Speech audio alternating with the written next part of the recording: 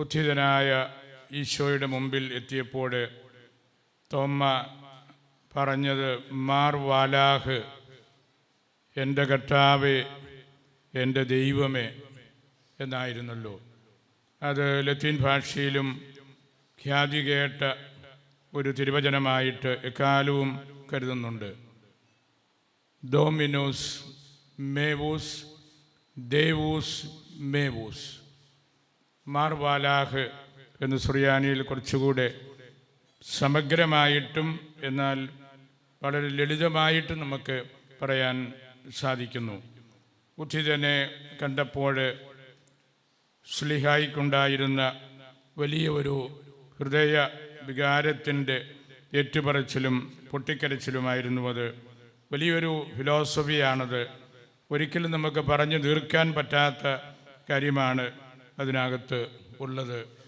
അതുകൊണ്ട് തന്നെ അത്തരത്തിലുള്ള ഒരു ഏറ്റുപറച്ചിൽ, ഒരു കൺഫെഷൻ നടത്തിയ ശ്ലീഹ റോമാ സാമ്രാജ്യത്തിന് പുറത്തുള്ള പേർഷ്യൻ, ഇന്ത്യൻ എന്നൊക്കെ നമ്മൾ വളരെ എളുപ്പത്തിൽ പറയുമ്പോഴും റോമാ സാമ്രാജ്യത്തിന് പുറത്തുള്ള എല്ലാ രാജ്യങ്ങളും തന്നെ ഇന്ന് തോമായെ ശ്ലീഹായായിട്ട് പറയുവാനും അങ്ങനെ സ്വീകരിക്കുവാനും താല്പര്യം കാണിക്കുന്നുണ്ടെന്നും നമുക്ക് അറിയാമല്ലോ. തോമ പരമ്പരാഗതമായിട്ട് പാശ്ചാത്യ ദൈവശാസ്ത്രത്തിൽ 12 പേരിൽ ഒരുവൻ, വേദപുസ്തകത്തിൽ നമ്മൾ കാണുന്നതാണ് 12 പേരിൽ ഒരുവൻ, ദോദേക്ക 12, അവരിൽ ഒരുവനായ തോമ. നമ്മളെ സംബന്ധിച്ച് തോമ അതിനെല്ലാം അപ്പുറത്താണ്. നമ്മുടെ വിശ്വാസത്തിൻ്റെ പിതാവാണ്, സഭയുടെ സ്ഥാപകനാണ്. നമ്മളെപ്പോഴും മധ്യസ്ഥം പ്രാർത്ഥിക്കുന്നത് തോമാ ശ്ലീഹായോടാണ്. ശ്ലീഹായാണ്, സഗതായാണ്, രക്തസാക്ഷിയാണ്. അങ്ങനെ ഒരുപാട് കാര്യങ്ങൾ ശ്ലീഹായെക്കുറിച്ച് നമുക്ക് കൂടുതലായിട്ട് പറയാനുണ്ട്. തീർച്ചയായിട്ടും 12 പേരിൽ ഒരുവനെന്ന അടിസ്ഥാനപരമായ കാര്യത്തിൽ നിന്നാണ് ബാക്കിയെല്ലാം വരുന്നത് എന്ന് നമുക്കറിയാം. ഉത്ഥിതനെ കാണണമെന്നുള്ള വാശിയിൽ risen lord must be touchable എന്ന് ശ്ലീഹ നമ്മെ പഠിപ്പിക്കുകയാണ്. ഉത്ഥിതൻ ടച്ചബിൾ ആയിരിക്കണം, നമുക്ക് അനുഭവിച്ചറിയാൻ മാത്രമുള്ള ആ മേഖലയോട് ബന്ധപ്പെട്ട് ഉണ്ടായിരിക്കണം എന്നുള്ളതാണ്. ഈ തിരുവചന ഭാഗവും അദ്ദേഹത്തിൻ്റെ വാക്കുകളും ചരിത്രത്തിലെ ഏറ്റവും പ്രധാനപ്പെട്ട കാര്യമായിട്ട് പാശ്ചാത്യ പണ്ഡിതന്മാർ പോലും പറയാറുണ്ട്. എപ്പോഴും നമുക്ക് അടിസ്ഥാനപരമായ കാര്യം ഇവിടെ നമ്മൾ ഒന്നിക്കുമ്പോഴും അതാണല്ലോ, ഹിസ്റ്ററി ഈസ് ദ ഫൗണ്ടേഷൻ, ഹിസ്റ്റോറിയ ഫുണ്ടമെന്തും എസ്റ്റ്. ഹിസ്റ്ററി ഈസ് ദ ഫൗണ്ടേഷൻ, ചരിത്രമാണ് അടിത്തറ. ആ അടിത്തറയിൽ നിന്നാണ് നമ്മുടെ സഭയെക്കുറിച്ചും സമുദായങ്ങളെക്കുറിച്ചും പാരമ്പര്യങ്ങളെക്കുറിച്ചും അതിൻ്റെ വളർച്ചയെക്കുറിച്ചും എല്ലാം പറയുന്നത്. ഇന്ന് നമ്മളിവിടെ നസ്രാണി സംഗമം ആയിട്ട് ഒന്നിക്കുമ്പോൾ ഞാൻ കരുതുന്നത് ഇത് നമ്മുടെ ചരിത്രത്തിലെ തന്നെ സർവപ്രധാനമായ ഒരു കാര്യമായിട്ട് ഈ കൂടിവരവ് മാറും. നസ്രാണികൾ എന്നുള്ള വാക്ക് സിറിലച്ചൻ ഇവിടെ സൂചിപ്പിച്ചു. അത് ചില അഭിപ്രായ വ്യത്യാസങ്ങൾ കൊണ്ടൊക്കെ ആ രീതിയിൽ വന്നിട്ടുണ്ടെന്നുള്ളത് സത്യമാണ്. പൊതുവിൽ യഹൂദന്മാരിൽ നിന്ന് മനഃശാന്തരപ്പെട്ടവരും യഹൂദ സമ്പർക്കവും യഹൂദ പാരമ്പര്യങ്ങളും സ്വാധീനിച്ചവരുമായ ക്രൈസ്തവർ, അതായത് അറമായ, സുറിയാനി, യഹൂദ പാരമ്പര്യങ്ങളോട് ബന്ധപ്പെട്ട് നിന്ന ക്രൈസ്തവർ പലസ്തീന, സിറിയ, തുർക്കി, ഇറാഖ്, ഇറാൻ എന്നീ പ്രദേശങ്ങളിലുള്ള ക്രൈസ്തവരെ ആദ്യ നൂറ്റാണ്ടുകളിലെല്ലാം നസ്രാണികളെന്നാണ് വിളിച്ചിരുന്നത്. അതിൻ്റെ പൊതു സവിശേഷതയാണ് ഞാൻ പറഞ്ഞത്. ഈ അരമായ, സുറിയാനി, എബ്രായ പാരമ്പര്യത്തോട് ബന്ധപ്പെട്ട് നിന്ന ആദ്യ നൂറ്റാണ്ടിലെ ഈ പറഞ്ഞ 7 രാജ്യങ്ങളിലെ ക്രൈസ്തവരെ നസ്രാണികൾ എന്ന് തന്നെയാണ് വിളിച്ചത്. അതിൻ്റെ കാരണവും നമുക്കറിയാം. ഈശോ നസ്രത്തിൽ നിന്നുള്ള അല്ലെങ്കിൽ ആ ഒരു അടിസ്ഥാനപരമായ വെളിപാടിൻ്റെ ഫലമായിട്ട് വന്നതാണെന്നുള്ള കാര്യമൊക്കെ നമുക്കറിയാം. ഇവിടെ നമ്മൾ നസ്രാണികൾ ഒരു ദേശീയ ഐഡൻറ്റിറ്റി പുലർത്തിയവരായിരുന്നു. ഈ സഭയ്ക്ക് 1599 വരെ അതിൻ്റെ സർവശക്തിയും നമ്മൾ കണ്ടിരുന്നത് നസ്രാണിത്വം എന്ന് പറയുന്ന ആ തനിമയിലായിരുന്നു. അവിടെ ആരാധനക്രമമുണ്ട്, സുറിയാനി ഭാഷയുണ്ട്, സുറിയാനി പാട്ടുകളുണ്ട്. ഇപ്പോൾ നമ്മൾ 3 അതിമനോഹരമായ ഗീതങ്ങൾ കേട്ടല്ലോ. അതുതന്നെയാണ്, ആ കേൾവിയാണ് ഈ സംഗമത്തിൻ്റെ സ്രോതസ് എന്ന് തന്നെയാണ് ഞാൻ ഉറച്ച് വിശ്വസിക്കുന്നത്. അങ്ങനെ നമുക്ക് ചുരുങ്ങിയ സമയമേ ഉള്ളെങ്കിലും അല്പമെങ്കിലും നമ്മളുടെ നസ്രാണിത്വത്തെക്കുറിച്ച് കേൾക്കാനും കാണാനും സംസാരിക്കാനും ഒക്കെയുള്ള ഒരു അവസരമായിട്ട് ഈ സമ്മേളനം മാറിയിരിക്കുകയാണ്.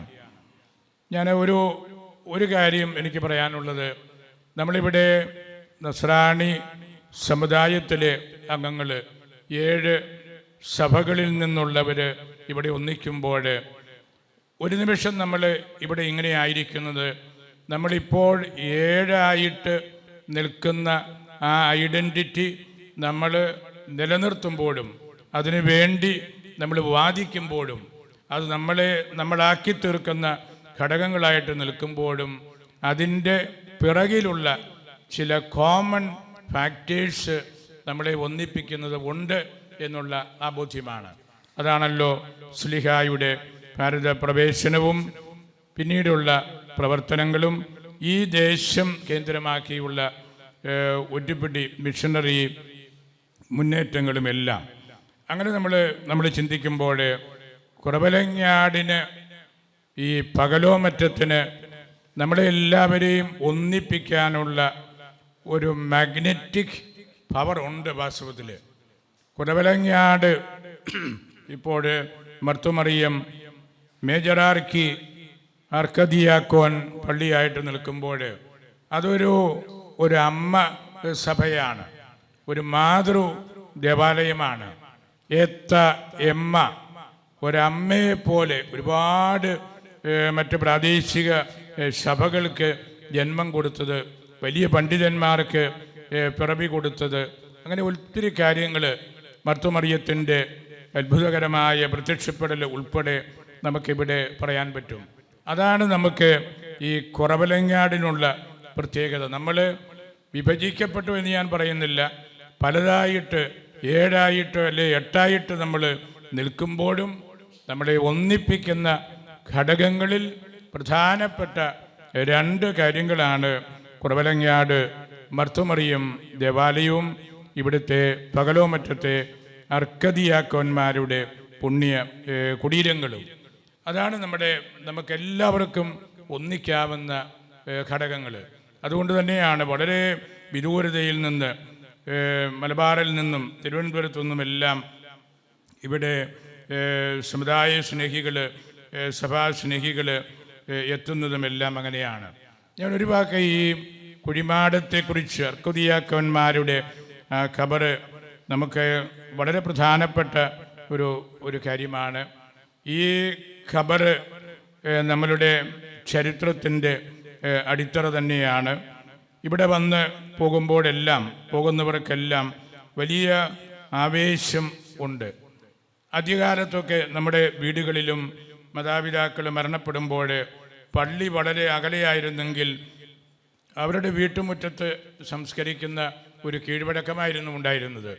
അത് നമ്മളുടെ പൊതുവായിട്ടുള്ള ഒരു പൈതൃകമായിരുന്നു. ഇന്നത്തെ നമ്മളുടെ സെമിത്തേരി സംവിധാനം പോർച്ചുഗീസ് മിഷണറിമാരുടെ ആഗമനത്തിന് ശേഷമുള്ള ഒരു കാര്യമാണ്. വീടിനോട് ചേർന്ന് അല്ലെങ്കിൽ പള്ളികളോട് ചേർന്ന് പള്ളിയുടെ പ്രധാന കവാടം ഒഴിവാക്കിയിട്ട് പള്ളി ഭിത്തിക്ക് പുറത്ത് ചേർത്ത് അടക്കുന്ന ഒരു സംവിധാനമായിരുന്നു. വീട്ടുമുറ്റത്ത് അടക്കുന്ന കാലഘട്ടത്ത് അന്ന് നമ്മുടെ വൈദികർ അവിടെ പോയി ആണ്ടുവട്ടത്തിൽ പലതവണ പ്രാർത്ഥിക്കുകയും അവരുടെ കുടുംബാംഗങ്ങളുടെ ആവശ്യങ്ങൾ അവിടെ നിറവേറ്റുകയും ചെയ്യുമായിരുന്നു.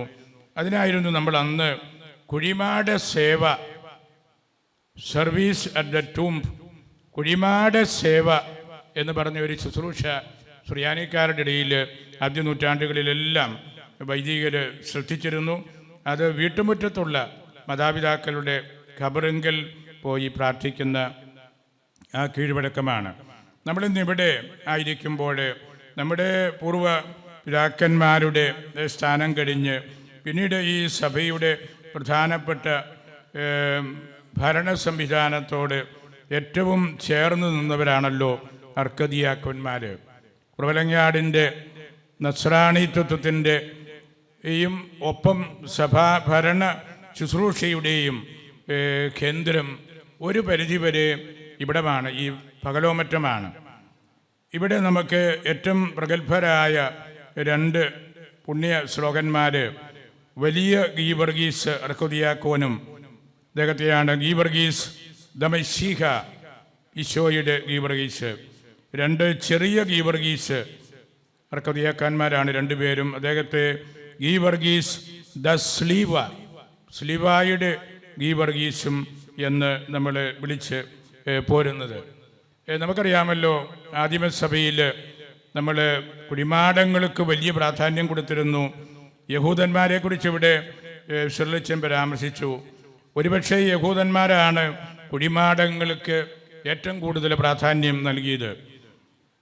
അബ്രാഹത്തിൻ്റെ ഭാര്യ സാറ മരിച്ചപ്പോൾ പിന്നീട് അവരുടെ സഹോദരങ്ങളുടെ എല്ലാം, സാറായുടെയും റബ്ബേക്കായുടെയും ലയായുടെയും അബ്രാഹത്തിൻ്റെയും ഇസഹാക്കിൻ്റെയും യാക്കോബിൻ്റെയും ഖബറുകൾ മക്പല ഗുഹയ്ക്ക് ഉള്ളിലാണ്. അത് യഹൂദന്മാരുടെ, പിന്നീട് അതിനോട് ബന്ധപ്പെട്ട് നിൽക്കുന്ന എല്ലാവരുടെയും, നമ്മുടെയും മുസ്ലിം സഹോദരങ്ങളുടെയും എല്ലാം ഒരു പൊതു കേന്ദ്രമാണ് ആ ഖബറുകൾ. അതിൽ റാഹേലിൻ്റേത് മാത്രമേ പുറത്തുള്ളൂ. റാഹേലിൻ്റേത് ബെത്ലഹേമിലാണെന്ന് നമുക്കറിയാമല്ലോ. പൂർവ്വപിതാക്കന്മാരുടെ, പൂർവ്വമാതാക്കളുടെ ആ ഖബറ് പോലെയാണ് നമ്മെ സംബന്ധിച്ച് ഇവിടെ കുറവലങ്ങാട് പകലോമറ്റത്ത് അർക്കദിയാക്കന്മാരുടെ ഖബറുകളും. എല്ലാവർക്കും ഈ നസ്രാണിത്വവുമായിട്ട് ബന്ധപ്പെട്ടിട്ടുള്ള എല്ലാവർക്കും അത് വളരെ പ്രധാനപ്പെട്ടതാണ്. അത് ഉപേക്ഷിച്ച് കളഞ്ഞിട്ട് നമുക്ക് പോകാനായിട്ടൊക്കെയില്ല. അപ്പോൾ നമ്മളെ ഒന്നിപ്പിക്കുന്ന ഘടകങ്ങൾ, നമ്മളിവിടെ വരുമ്പോഴും ഇവിടെ ഇരിക്കുന്ന എല്ലാവർക്കും ഈ മാതൃദേവാലയത്തോടും ഈ പുണ്യ ഖബറുകളോടുമുള്ള ആദരവാണ് നമ്മെ ഒന്നിപ്പിക്കുന്ന പ്രധാന ഘടകം. അതിൻ്റെ പ്രേരക ശക്തിയായിട്ട് ശ്ലീഹ സ്ഥാപിച്ച 7 സമൂഹങ്ങളും അവിടെ വളർന്നു വന്ന ആരാധനാക്രമ അനുഷ്ഠാനങ്ങളും അല്ലെങ്കിൽ വലിയ സാഹോദര്യവുമെല്ലാം നമുക്ക് വളരെ പ്രധാനപ്പെട്ട കാര്യങ്ങളാണ്. പിന്നീട് ഇവിടം കേന്ദ്രമാക്കി നമുക്കറിയാം 1599 ദയ്യമ്പേരൂർ കഴിഞ്ഞ് പിന്നീട് ഓരോ നൂറ്റാണ്ടും കഴിയുമ്പോഴാണ് വലിയ സംഭവങ്ങളെല്ലാം വരുന്നത്. പിന്നീട് പഴയകൂറ്, പുത്തൻകൂറ്, അത് കഴിഞ്ഞ് വീണ്ടും പാറയമാക്കലും കരിയാറ്റിയും എല്ലാം റോമായ്ക്ക് പോകുന്നു. പിന്നീട് ഒരു നൂറ്റാണ്ടോട് കഴിയുമ്പോൾ ഇവിടെ നിധീരിക്കൽ മാണിച്ചനെ പോലെയുള്ള വലിയ ബുദ്ധിരാക്ഷസന്മാർ പിറക്കുന്നു. പിന്നെ സഭയുടെ വ്യത്യസ്ത പിരിവുകളിൽ വന്നപ്പോൾ റോമാസിംഹാസനവുമായിട്ട് ബന്ധപ്പെട്ട് നിന്നവരുടെ ഹൈറാർക്കി, പഴയ കൂട്ടുകാരുടെ ഹൈറാർക്കി പുനഃസ്ഥാപിക്കുന്നു. അങ്ങനെയുള്ള കാര്യങ്ങളെല്ലാം നമുക്ക് അറിവുള്ളതാണ്. അതിൻ്റെ പങ്കാളികളാണ്, അതിൻ്റെ വക്താക്കളുമാണ്. നമ്മളിവിടെ സുറമലബാറായിട്ടോ പഴയകൂറ പൊതുവിൽ നിൽക്കുമ്പോഴോ യാക്കോബായ, ഓർത്തഡോക്സ്, മാർത്തോമ, CSI എല്ലാ ഈ പറഞ്ഞ 7-8 സഭകളുടെ കാര്യങ്ങൾ പറഞ്ഞല്ലോ. അവിടെയെല്ലാം നമുക്ക് ഇവിടേക്ക് വരാനുള്ള ഒരു താല്പര്യം പ്രധാനമായിട്ടുള്ളത് ഈ കാരണങ്ങളാലാണ്. അതുകൊണ്ട് ചരിത്രം നമ്മൾ ഗൗരവതരമായിട്ട് പഠിക്കണം. തോമാസ് ശ്ലീഹായുടെ ദുഖറാന, അദ്ദേഹം യാത്ര ചെയ്ത വഴികളെക്കുറിച്ചുള്ള നല്ല പഠനങ്ങൾ ഇനിയും നമുക്ക് ആവശ്യമാണ്. നമ്മുടെ ഈ പ്രദേശങ്ങളെല്ലാം അതിപുരാതന നസ്രാണി കേന്ദ്രങ്ങൾ ആയിരുന്നു എന്നതിന് വലിയ തെളിവുകളുണ്ട്. അതിൻ്റെയൊക്കെ വലിയ വക്താക്കളായിരുന്നല്ലോ നമ്മുടെ മുമ്പിൽ ഈ നമുക്കെല്ലാവർക്കും കാണാനായിട്ട് ഇവിടെ നിരത്തി വെച്ചിരിക്കുന്നത്. അതിനോട് ചേർന്ന് ഈ അടുത്ത കാലത്തെല്ലാം വലിയ പഠനങ്ങളും ഗവേഷണങ്ങളും ഒക്കെ നടത്തിയിട്ടുള്ള ധാരാളം പേരുണ്ട്. നമ്മൾ കൂടുതൽ ഇവിടെ ഒന്നിക്കുമ്പോൾ അല്ലെങ്കിൽ നമ്മെ ഒന്നിപ്പിക്കാനായിട്ട് വളരെയേറെ പരിശ്രമിച്ച വ്യക്തികളായിരുന്നു പറയമാക്കൽ തൊമ്മക്കത്തനാരും കരിയാറ്റി യൗസേപ്പ് മെത്രാപ്പോലീത്തായും നിധീരിക്കൽ മാണിക്കത്തനാരും. നമ്മൾ വിഭജിക്കപ്പെട്ടു എന്ന വാക്ക് ശരിയില്ലെങ്കിലും വ്യത്യസ്ത സമുദായങ്ങളായിട്ട് നമ്മൾ നിൽക്കുമ്പോഴും ഇതുപോലുള്ള പുണ്യ പുരുഷന്മാരെ നമുക്ക് മാറ്റി നിർത്താൻ പറ്റുമെന്ന് ഞാൻ കരുതുന്നില്ല. ഏറ്റവും നല്ല ഒരു ഗ്രന്ഥം, നമ്മളെ ഒന്നിപ്പിക്കാവുന്ന ഒരു ഗ്രന്ഥം കരിയാറ്റി യൗസേപ്പ് മെത്രാപ്പോലീത്ത എഴുതിയ വേദതർക്കമാണ്. വേദതർക്കം. അതിലദ്ദേഹം ഈ സമുദായത്തിൽ ഉദയംപേരൂർ കഴിഞ്ഞ് സംഭവിച്ച എല്ലാ കാര്യങ്ങളെക്കുറിച്ചും പ്രതിപാദിക്കുന്നുണ്ട്. സാധാരണമായ ഭാഷാശുദ്ധിയുള്ള പുസ്തകമാണ്. എല്ലാ ചരിത്ര യാഥാർത്ഥ്യങ്ങളും അതിൽ അദ്ദേഹം ഉൾക്കൊള്ളിച്ചിട്ടുണ്ട്. പിന്നീട് അവരുടെ യാത്രയുടെ ഫലമായിട്ട് പറയമാക്കൽ തൊമ്മക്കത്തനാർ എഴുതിയ വർത്തമാന പുസ്തകം നമുക്ക് സുപരിചിതമായ ഗ്രന്ഥമാണ്. ഈ സഭയുടെ പ്രത്യേകത, സുറിയാനി ഭാഷയുടെ പ്രത്യേകത, ഇവിടുത്തെ നസ്രാണികളുടെ അവകാശങ്ങൾ, എന്തുകൊണ്ടാണ് അവർ റോമായ്ക്ക് പോയത് തുടങ്ങിയ കാര്യങ്ങളെല്ലാം, അതായത് സഭയുടെ ഐക്യം കണ്ടുകൊണ്ടുള്ള യാത്രയും എഴുത്തുമായിരുന്നു ഈ വേദതർക്കത്തിൽ യൗസേപ്പ് കരിയാറ്റി മെത്രാപ്പോലീത്ത കൊണ്ടുവരുന്നതും അവരുടെ യാത്രയുടെ ഫലമായിട്ട് പറയമാക്കലിൻ്റെ വർത്തമാന പുസ്തകം നമുക്ക് തരുന്നതും. അതിൻ്റെ ഒരു നൂറ്റാണ്ടുകൂടെ കഴിയുമ്പോഴാണ് നിധീരിക്കൽ മാണിക്യൻ ഇവിടുത്തെ വലിയ നേതാവായിരുന്നു.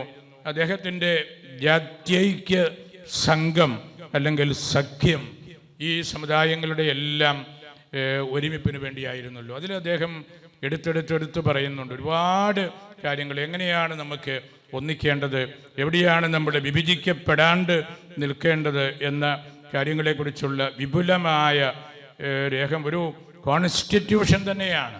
നമ്മുടെ സമുദായത്തിൻ്റെ നസ്രാണികളോട് ബന്ധപ്പെട്ട എല്ലാ സമുദായങ്ങളുടെയും ഒരു കോൺസ്റ്റിറ്റ്യൂഷൻ പോലെയാണ് ജാത്യൈക്യ സഖ്യം അല്ലെങ്കിൽ സംഘത്തെക്കുറിച്ച് മാണിക്കത്തനാർ രൂപീകരിച്ചിട്ടുള്ള അല്ലെങ്കിൽ എടുത്തിട്ടുള്ള നിലപാടുകളെല്ലാം. ഇപ്പം ഞാൻ ദീർഘിപ്പിക്കുന്നില്ല, ഇനിയും ഒരുപാട് പേര് സംസാരിക്കാൻ കാണും. നമ്മൾ 1599 ശേഷം 400 വർഷങ്ങൾ നമ്മൾ നടത്തിയ ഒരു സ്ട്രഗിള് നമുക്ക് പിരിഞ്ഞു പോകാൻ വേണ്ടിയല്ലായിരുന്നു, നമുക്ക് ഒന്നാകാൻ വേണ്ടിയായിരുന്നു. ഈ സമുദായത്തിൻ്റെ ഒരുമ ഒന്നിച്ച് പ്രഘോഷിക്കാൻ വേണ്ടിയായിരുന്നു. അതാണ് അല്പം മുറിവുകളോടുകൂടിയാണെങ്കിലും ഇന്ന് ഇവിടെ സംഭവിച്ചിരിക്കുന്നത്. നമ്മൾ ഐക്യത്തിൽ ജീവിക്കുന്നവരാണ്, സമുദായ ബോധമുള്ളവരാണ്, ദുഖറാനയുടെ ഓർമ്മകൾ മനസ്സിൽ കൊണ്ടു നടക്കുന്നവരാണ്, തോമാശ്ലീഹായെക്കുറിച്ച് അഭിമാനമാണ്. ഇത്തരം കാര്യങ്ങളെല്ലാം നമ്മുടെ മനസ്സിൽ നമ്മൾ സൂക്ഷിക്കുന്നത് കൊണ്ടാണ് ഈ അർക്കദിയാക്കോൻ നഗറിൽ നമുക്ക് വ്യത്യസ്തരായിട്ട് നിൽക്കുമ്പോഴും ഒന്നായിട്ട് നമുക്ക് വർത്തമാനം പറയാനും പെരുമാറാനും ഒക്കെ കഴിയുന്നത്. 400 വർഷങ്ങളായിട്ട് നമ്മളിൽ നിന്ന് കുറേയെല്ലാം അപ്രത്യക്ഷമായ നസ്രാണിത്വം തിരിച്ചു പിടിക്കണമെങ്കിൽ പ്ലാസിഡസിനെ പോലെ പണ്ഡിതന്മാരൊക്കെ പറഞ്ഞിട്ടുണ്ട്, നമുക്ക് 400 വർഷങ്ങൾ ഇനിയും എടുക്കേണ്ടി വരും. അതാണല്ലോ നമ്മൾ പലപ്പോഴും നമ്മൾ കാണുന്നത്. കൈവിട്ടു പോയ കാര്യങ്ങൾ നമുക്ക് തിരിച്ചു പിടിക്കാൻ എളുപ്പത്തിൽ സാധ്യമല്ല. നമ്മുടെ നിരന്തരമായ അന്വേഷണവും പഠനവും എല്ലാം നടത്തണം. നമ്മുടെ നസ്രാണികൾ ആദ്യകാലത്തൊക്കെ അറിയപ്പെട്ടിരുന്നത് 4 കാര്യങ്ങൾ മൂലമായിരുന്നല്ലോ. 1 കച്ചവടം, 2 കൃഷി, 3 സൈന്യസേവനം, 4 വൈദ്യം. ഈ 4 മേഖലകളിൽ വളരെ ഉന്നതങ്ങളിൽ നിന്ന ഒരു സമൂഹമായിരുന്നു, സമുദായമായിരുന്നു നമ്മൾ. കച്ചവടം, കൃഷി, സൈന്യസേവനം, വൈദ്യം. ഇത് കുറേയെല്ലാം നമുക്കിപ്പോഴും ഉണ്ടെങ്കിലും ഇതിൻ്റെ പല മേഖലകളും ബലഹീനമായിട്ടുണ്ട്. നമുക്ക് തിരിച്ചു പിടിക്കേണ്ട മേഖലകളാണ് ഇതെല്ലാം. സൈന്യസേവനം ഒരുപക്ഷെ ഇന്ന് നമുക്ക് സിവിൽ സർവീസ് പഠനം വഴി ആയിരിക്കാം ഇന്നത്തെ പശ്ചാത്തലത്തിൽ നമുക്ക് കൂടുതൽ എളുപ്പം. പക്ഷേ നമ്മൾ കച്ചവടവും കൃഷിയും കൈവിട്ട് കളയരുത്. വൈദ്യം നമുക്ക് വളരെ പ്രധാനപ്പെട്ടതാണ്. മാണിക്കത്തനാർ ഒന്നാന്തരം വൈദ്യനായിരുന്നു. ആർക്കും മാറ്റി നിർത്താൻ പറ്റാത്ത വിധത്തിലുള്ള ചികിത്സകളുടെ ഉടമ കൂടിയായിരുന്നു അദ്ദേഹം എന്ന് നമ്മൾ മനസ്സിലാക്കണം. അങ്ങനെ നമുക്ക് തിരിച്ചു പിടിക്കേണ്ടതും നമ്മുടെ മനസ്സിൽ നിന്ന് നഷ്ടപ്പെട്ടു പോയിട്ടുണ്ടെങ്കിൽ കണ്ടെത്തേണ്ടതുമായ ഒരുപിടി കാര്യങ്ങൾ നമുക്ക് ഉണ്ട്. അങ്ങനെ നമ്മൾ ഇതെല്ലാം വിഭജിക്കപ്പെട്ടാണെങ്കിലും നമ്മൾ കാണുമ്പോഴാണ് തോമായുടെ സിംഹാസനം എന്ന് പറയുന്ന ആ ഒരു യാഥാർത്ഥ്യമുണ്ടല്ലോ. തോമായുടെ സിംഹാസനം അത് കേവലം ഒരു കസേരയല്ല, അത് സമഗ്രമായ ഒരു അപ്പസ്തോലിക പൈതൃകമാണ്.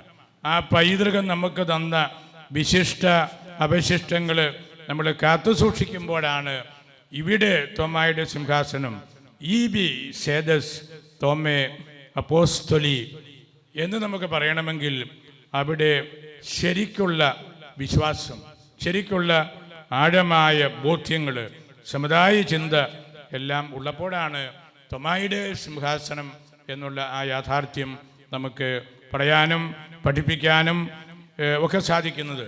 നമ്മളിലൂടെയാണല്ലോ വ്യക്തിപരമായിട്ട് തോമായുടെ സിംഹാസനം യാത്ര ചെയ്യേണ്ടത്. വാസ്തവത്തിൽ അത് ഒരു പോർട്ടബിൾ ട്രഡീഷനായിരിക്കണം.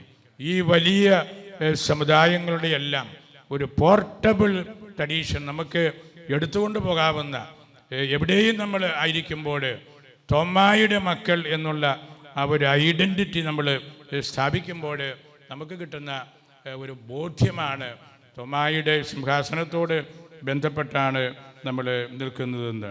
അതുകൊണ്ട് നമ്മൾ കൂടുതലായിട്ട് AD 52 തോമ ഒരു മാർഗം 50 ഒരു മാർഗം ഇവിടെ തന്നെങ്കിൽ അത് സഭയായിട്ട് സമുദായമായിട്ട് AD 52 ആയപ്പോഴേക്കും കുറേയെല്ലാം വളർന്നു എന്ന് നമുക്കറിയാം. കൊടുങ്ങല്ലൂർ, കൊല്ലം, നിരണം, ചായൽ, പാലയൂർ, കോട്ടക്കാവ്, കോക്കമംഗലം തുടങ്ങിയ സ്ഥലങ്ങളിലെല്ലാം ആ മാർഗം ഒരു സഭ സമുദായമായിട്ട് വളർന്നു. അങ്ങനെയാണ് നമുക്ക് ഈ സിംഹാസനത്തെയും വളർത്തിയെടുക്കേണ്ടത്. ഒരു ഭാഷ, അറമായ സുറിയാനി ഭാഷ, നമുക്കത് സംസാര ഭാഷയല്ലായിരുന്നു, ദൈവാരാധനയുടെ ഭാഷയാണ്. പക്ഷേ നമ്മളതിനെ നല്ലതുപോലെ വളർത്തി. നമ്മുടെ പൂർവികർ, മാതാപിതാക്കൾ, അച്ഛൻ പള്ളിയിൽ പറയുന്ന കാര്യങ്ങളെല്ലാം കേട്ട് ഞാൻ ഓർക്കുന്നുണ്ട്. എൻ്റെ വല്യപ്പനും വല്യമ്മയും ഒരുപാട് സുറിയാനി വാക്കുകൾ വീട്ടിൽ സംസാര വിഷയമാക്കുമായിരുന്നു. പള്ളിയിൽ അച്ഛൻ പറയുന്നത് കേൾക്കുന്നത് മാത്രമാണ്, വേറൊന്നും അക്ഷരം പോലും അറിയത്തില്ലല്ലോ. അങ്ങനെ നമുക്ക് ഈ സിംഹാസനത്തിൻ്റെ മഹത്വവും ഈ മാർഗത്തിൻ്റെ സംശുദ്ധിയും ഈ ഭാഷയുടെ ഔന്നത്യവും എല്ലാം നമ്മൾ കാത്തു സൂക്ഷിക്കണം. നമുക്കിനിയും ഇവിടെ കൂടണം, വിപുലമായ രീതിയിൽ നമുക്ക് കൂടണം. ഈ സമുദായത്തിൻ്റെ ഐക്യം നമ്മൾ കണ്ടെത്തണം. പലപ്പോഴും നമ്മൾ ബലഹീനമായി പോകുന്നുണ്ട്, നമ്മളെ മറ്റു പലരും മാറ്റി നിർത്തുന്നുണ്ട്. നമുക്ക് ശക്തിയില്ല, നമുക്ക് ഓജസ്സില്ല, തേജസ്സില്ല, കരുത്തില്ല എന്നെല്ലാം പറഞ്ഞ് നമുക്ക് സാധ്യമായ ഇതര സമുദായങ്ങളുമായിട്ട് നമ്മൾ ബന്ധം സ്ഥാപിക്കണം. ശ്രീലച്ചന് ആമുഖവാക്കുകളിൽ ഇവിടെ പറഞ്ഞല്ലോ. ഞാൻ അവസാനിപ്പിക്കാം. അതുകൊണ്ട് ഇന്നത്തെ ഈ കൂടിവരവ് വളരെ വലിയ ഒരു ആശ്വാസം നമുക്ക് നൽകുന്ന കാര്യമാണ്. AD 52 മുതലുള്ള വിശിഷ്ടമായ പാരമ്പര്യത്തിൻ്റെ ചെറിയ കാര്യങ്ങളാണെങ്കിലും നമ്മൾ കാത്തു സൂക്ഷിക്കണം. ബ്ലാസഡച്ചൻ പലപ്പോഴും പറയുമായിരുന്നു, നമ്മുടെ വ്യത്യാസം എന്ന് പറയുന്നത് കുഞ്ഞു കുഞ്ഞു കാര്യങ്ങളിലാണ്. അത് സാരമില്ല നമ്മൾ പറയുമ്പോൾ നമ്മൾ എന്തോ വലിയ യാഥാർത്ഥ്യത്തിൽ നമ്മൾ ലയിച്ചു പോവുകയാണ്. അത് സ്വാഭാവികമായിട്ടും അന്നത്തെ കാലഘട്ടത്തിൽ ലത്തീൻ സഭയെ ഉദ്ദേശിച്ചാണ് അദ്ദേഹം ഇത് പറഞ്ഞത്. കുഞ്ഞു കുഞ്ഞ് കാര്യങ്ങളിലുള്ള വ്യത്യാസമാണ്. രണ്ടാം വത്തിക്കാൻ സുനകദോസ് കൂടിയപ്പോൾ ഏറ്റവും വലിയ ദൈവശാസ്ത്രജ്ഞനായ ഫ്രഞ്ചുകാരൻ കൊങ്കാർ അവിടെ പറഞ്ഞു, നമ്മൾ വ്യത്യസ്ത റീത്തുകളായിട്ട് ഇവിടെ ഇരിക്കുമ്പോൾ ഓൾ ആർ സെയിം, എല്ലാം ഒന്നാണ്. വേദപുസ്തകം, പാരമ്പര്യം, കുദാശകൾ, കുർബാന. എന്നിട്ട് അദ്ദേഹം പറഞ്ഞു, ബട്ട് എവ്രിതിങ് ഈസ് ഡിഫറൻറ്റ്. എല്ലാം നമുക്ക് ഒന്നായിരിക്കുമ്പോഴും സമസ്തവും വ്യത്യസ്തമാണ്. ആ വ്യത്യസ്തത, വ്യതിരിക്തത നമ്മൾ കണ്ടെത്തുമ്പോഴാണ് നമുക്ക് ഐഡൻറ്റിറ്റി ഉള്ളവരെ പോലെ, തനിമയുള്ളവരെ പോലെ നമുക്കാകാനായിട്ട് സാധിക്കുന്നത്. നമുക്ക് സമുദായങ്ങൾ ഒന്നിക്കണം, ശക്തമായ സഭയായിട്ട് നമുക്ക് നിൽക്കണം. ഇവിടെ ചണ്ഡി മെത്രാപ്പോലീത്തായുടെയും ഒന്നാം അർക്കദിയാക്കോൻ മാർത്തോമ്മ തുടങ്ങി 6 പല്ല് ഉള്ളവരുടെ ആ സുദീർഘമായ കാലഘട്ടത്തിലെ ഐക്യ പ്രസ്ഥാനത്തെക്കുറിച്ചുമൊക്കെ കൂടുതലായിട്ട് നമ്മൾ പഠിക്കണമെന്നാണ് എനിക്ക് പറയാനുള്ളത്. നമ്മുടെ സഭയുടെ ഉറവിടങ്ങളിലേക്ക് നമ്മൾ പോകണം. 40 വർഷങ്ങളായിട്ട് ഭാഷാപരമായ പരിചയക്കുറവ് കൊണ്ട് നമുക്കധികം ഒരുപക്ഷെ ഉറവിടങ്ങളിലേക്ക് പോകാൻ പറ്റാത്തൊരു സാഹചര്യം വന്നിട്ടുണ്ട്. എന്നാലും അതിനെയെല്ലാം കുറേയൊക്കെ മറികടക്കുവാനും തൊമായുടെ ആ ഒരു മാർഗത്തിൽ ആ സമുദായത്തിൽ ശക്തിപ്പെട്ട് ഭാഷയും പാരമ്പര്യവും എല്ലാം നമുക്ക് കണ്ടെത്താൻ കഴിയുന്നുണ്ട്. ഒരുപാട് കലകൾ ഇവിടെയുണ്ട്. മാർഗംകളി പോലെയുള്ളത്, അതെല്ലാം വീരടിയാൻ പാട്ട്, റംബാൻ പാട്ട്, പരിചമുട്ടുകളി, ഇതെല്ലാം തോമാക്കഥകളാണ്. ഈ ശ്ലീഹായെക്കുറിച്ച് പറഞ്ഞതുപോലെയുള്ള കഥകൾ ലോകത്തിൽ ആരും ഒരിടത്തും പറഞ്ഞിട്ട് കാണും. എന്തുമാത്രം കഥകളാണ് മാർത്തോമായെക്കുറിച്ച് ഉള്ളത്. അതിലേക്ക് ഇറങ്ങിയാൽ കൂടുതൽ സമയമെടുക്കും. നമുക്കതുകൊണ്ട് ഈ ഒരു അവബോധത്തിൽ ആഴപ്പെടാനും വളരാനും സാധിക്കണം. ഇരട്ട പിറന്നവൻ തൊമ്മ, ഈശോയുടെ മുഖം പോലെ തൊമായുടെ മുഖവും ഇരുന്നു കൊണ്ടാണ്. ശിഷ്യനെ കാണുമ്പോൾ അവനിൽ ഗുരുവിനെ കണ്ടു. അതാണ് ഈശോയുടെ മുഖം പോലെയുള്ള ഒരു ശിഷ്യൻ. അതാണ് തൊമ്മ. നമ്മളെ കാണുമ്പോഴും അങ്ങനെ പറയണം, തോമാശ്ലീഹായുടെ ചൈതന്യം കൊണ്ടു നടക്കുന്നവർ. അപ്പോഴാണ് ശിഷ്യരായ നമ്മുടെ മുഖത്ത് ഗുരുവിൻ്റെ ആ ചൈതന്യം നിലനിർത്താനും വളർത്താനും വലുതാക്കാനും നമുക്ക് സാധിക്കുന്നത്. അതിനുള്ള അവസരങ്ങൾ കൂടുതലായും നമുക്ക് ഉണ്ടാകട്ടെ എന്ന് ഞാൻ പ്രത്യേകമായിട്ട് പ്രാർത്ഥിക്കുന്നു. നിങ്ങളുടെ ഈ കൂടിവരവ് വളരെ അവസരോചിതമായ ഒരു കാര്യമാണ്. സമുദായങ്ങൾ, സഭകൾ വളരെയേറെ ബലഹീനമാക്കപ്പെടുകയും വിമർശിക്കപ്പെടുകയും ചെയ്തുകൊണ്ടിരിക്കുന്ന ഈ കാലഘട്ടത്തിൽ നമുക്ക് നമ്മുടെ ശ്ലീഹായുടെ വഴിയിലൂടെ നടന്ന് വളരെ സുസംഘടിതമായ ഒരു സഭയായിട്ട് നമുക്ക് എന്നും നിൽക്കണം. അതിന് ദൈവം നമ്മെ അനുഗ്രഹിക്കട്ടെ. ഇതിന് നേതൃത്വം കൊടുത്ത ഏറ്റവും പ്രിയങ്കരനായ സിറിൽ തോമസ് അച്ഛനെ പ്രത്യേകമായിട്ട് ഞാൻ ഓർക്കുന്നു. അദ്ദേഹത്തിൻ്റെ കഠിനാധ്വാനത്തിൻ്റെ ഫലമായിട്ടാണ് ഇന്ന് നമുക്കെല്ലാവർക്കും ഇവിടെ ഒന്നിക്കാനായിട്ട് സാധിച്ചത്. 7 സഭകളിലെ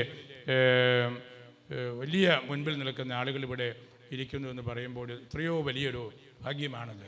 അങ്ങനെ നമുക്ക് ഒരുമിക്കണം. എല്ലാ കൊല്ലവും നമുക്ക് ഒന്നിക്കണം. വിപുലമായ സമ്മേളനങ്ങൾ നമുക്ക് നടത്തണം. അങ്ങനെ തോമാ മക്കളുടെ ആ കരുത്ത് ഈ രാജ്യത്തിന് കാണിച്ചു കൊടുക്കുവാൻ തക്കവണ്ണം മുന്നേറാനായിട്ട് നമുക്ക് സാധിക്കട്ടെ എന്ന് പ്രാർത്ഥിച്ച് ആശംസിച്ച് വിശുദ്ധരായ അർക്കദിയാക്കന്മാരുടെ മധ്യസ്ഥം യാചിച്ചുകൊണ്ട് എൻ്റെ വാക്കുകൾ ഉപസംഹരിക്കുന്നു.